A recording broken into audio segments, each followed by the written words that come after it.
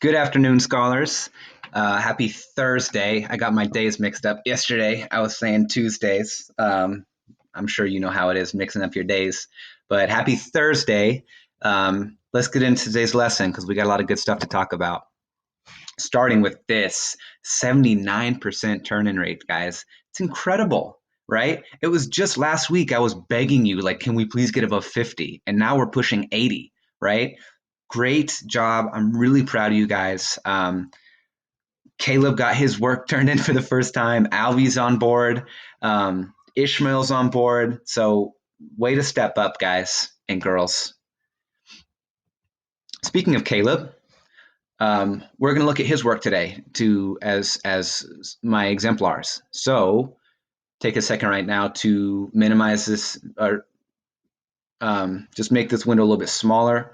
Scoot it over. Pull up your work in a window next to it so that you can cross-check your answers to the ones that Caleb and I are going to provide so that it's a form of feedback so you can see what changes you could make to your work to make it clear, make it better. All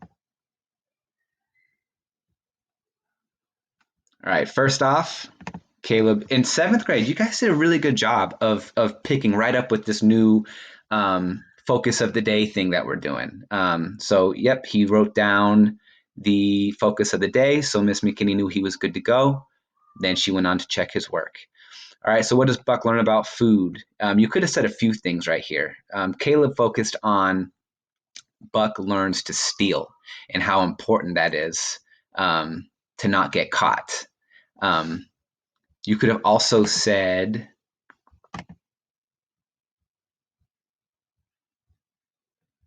I said that he learns that he has to eat quickly because if he doesn't eat quickly, the other dogs will take his food. And then I also added that he also learns how to steal and not get caught. All right, what's happening to Buck's morals? Caleb said Buck's morals are changing by him believing he could be a stronger animal and should defend himself more. The reason his morals are changing is because he watches the other animals start to fight over their own needs. He is starting to think that taking the food from other animals is okay only because everyone else is doing it. In the text, it was telling us, quote, he did not rob openly, but stole secretly and cunningly out of respect for Club and Fang. This reveals how Buck was now starting to steal because he knew it was the only way to get food for his own necessities. Yeah, his necessities are starting to decide his decisions, not the old idea of fair or right or wrong. In my response, I said Buck is losing the civilized morals of law and fairness. He's learning to live by, quote, the law of Club and Fang, in which it's every dog for himself. Buck didn't feel the least bit guilty when he stole. I also used the example of stealing, Caleb. Buck didn't feel the least bit guilty when he stole the men's bacon and another dog was beat for it. Quote, it marked further the decay or going to pieces of his moral nature, a vain thing, and a handicap in the ruthless struggle for existence. Survival is all that matters in the North because it's so difficult. Things were easy in California, so Buck could afford to play by the rules. Buck never needed to steal because he had plenty. He also never needed to worry about his food being stolen. In the North, he can't worry about what's fair or kind, only what will keep him safe and strong.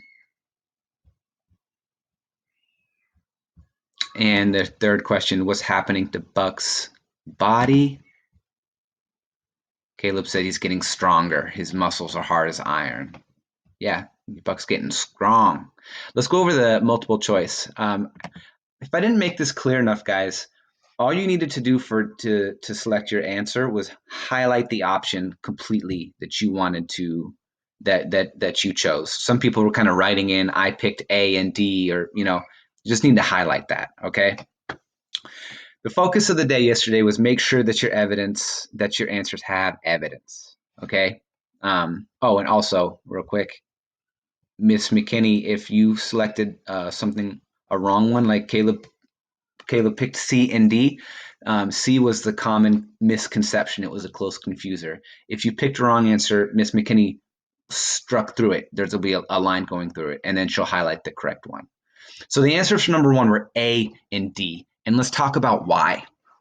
Remember, you had to have evidence to that explained for whatever selection you picked. We have evidence for Buck's reliance on his heritage and the wisdom of his ancestors because it talked about it. We talked about it yesterday when he was trapped in what he felt what was a trap. His instincts kicked in, right? And knowledge that wasn't his own, but were his ancestors kind of all of a sudden came to him. So we have evidence for that. B, a deep desire to return to Judge Miller's estate. Would it make sense that Buck wants to return to California and Judge Miller's estate? Yeah, that would make sense. Is there any evidence that Buck is thinking about this? There's not. So B was incorrect. C, his fear of snow and the frigid weather.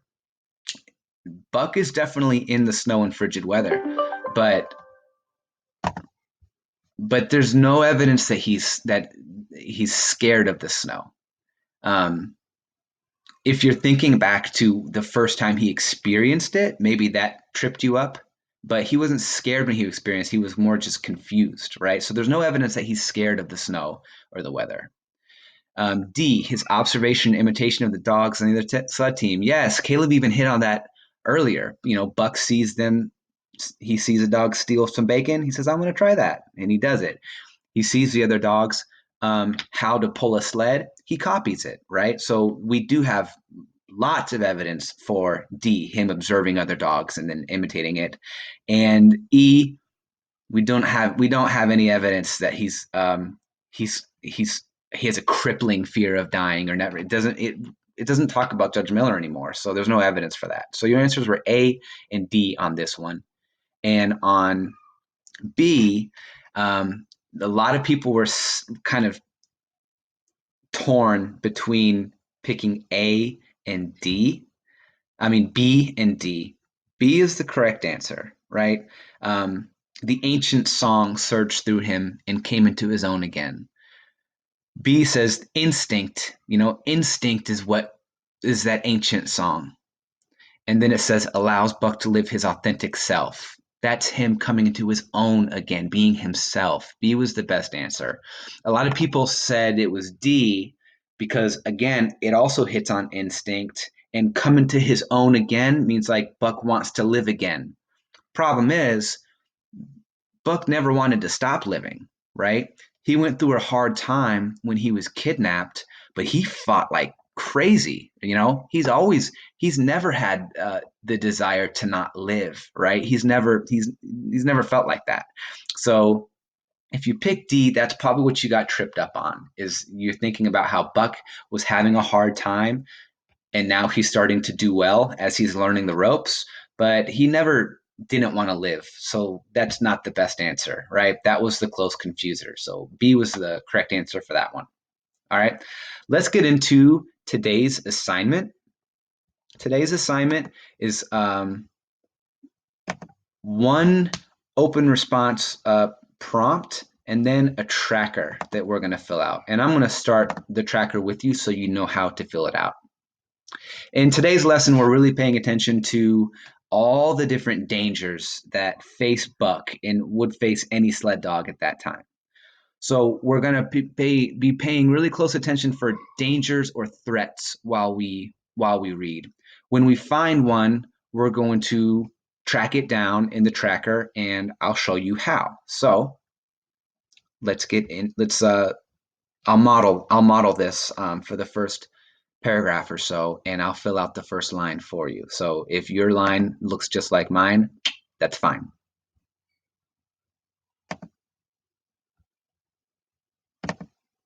All right, we're picking up on page 24 on chapter 3. Again, I'm looking for dangers as I read. Chapter 3, the dominant primordial beast. The dominant primordial beast was strong in Buck, and under the fierce conditions of trail life, it grew and grew. Yet it was a secret growth. His newborn cunning gave him poise and control. He was too busy adjust himself to the new life to feel at ease, and not only did he not pick fights, but he avoided them whenever possible. A certain deliberateness characterized his attitude. He was not prone to rashness and precipitate action. In the bitter hatred between him and Spitz, he betrayed no impatience, shunned all offensive acts. On the other hand, so basically, guys, that means he minds his own business.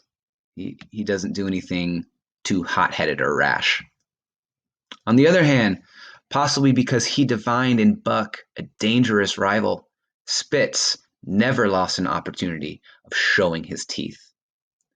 He even went out of his way to bully Buck, striving constantly to start the fight, which could end only in the death of one or the other. Ding, ding, ding, ding, ding. See any dangers? Yeah, pretty obvious, right? So here's what I'm gonna do. That sentence made alarms go off. I'm looking for all the different dangers that a sled dog would face. This is one of them. So I'm gonna highlight this sentence. I'm gonna copy it. I'm gonna go to my evidence tracker. I'm gonna paste it right in there. It spaces it out weird when you paste it, so I'm gonna like fix these spaces and not separate these lines that don't need to be separated. All right, so there's my piece of evidence. He went out of his way to bully Buck, striving constantly to start the fight, which could end only in the death of one or the other, right? So what danger does that show? Conflicts with other dogs on the team, right? Conflicts with dogs in your own team. Now I got to go to my analysis.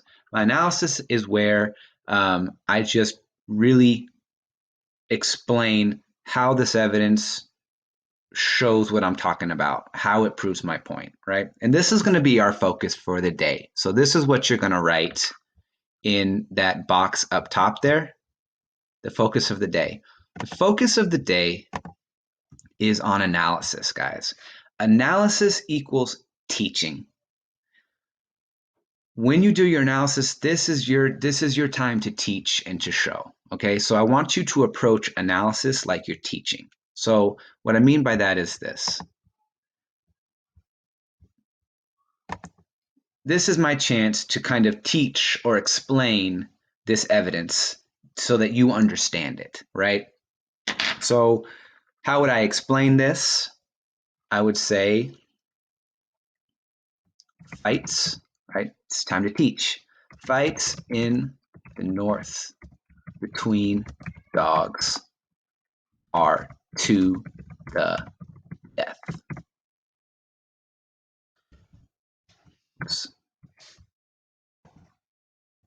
If a dog picks a fight or gets picked on, it will likely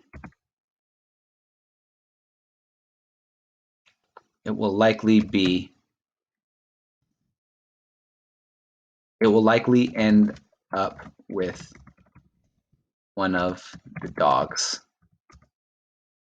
being killed. So now I just needed, that was me teaching, right? I really explained that to you. What did I do to do that? I had to kind of zoom out and remind the reader what we know from earlier on, that, dog fights are to the death. I'm going to write about things that may or may not happen, right? So that's analysis. We don't know if Buck and Spitz are going to fight. We don't know if they do fight, it's going to be to the death, but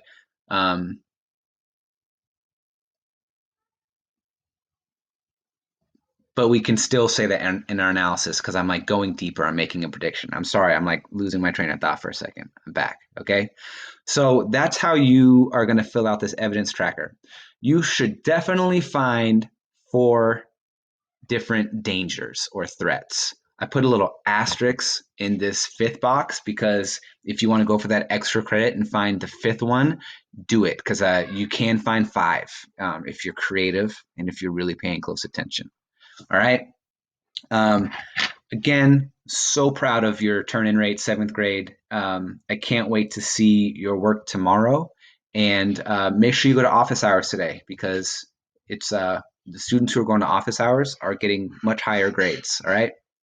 All right. Have a good one, guys.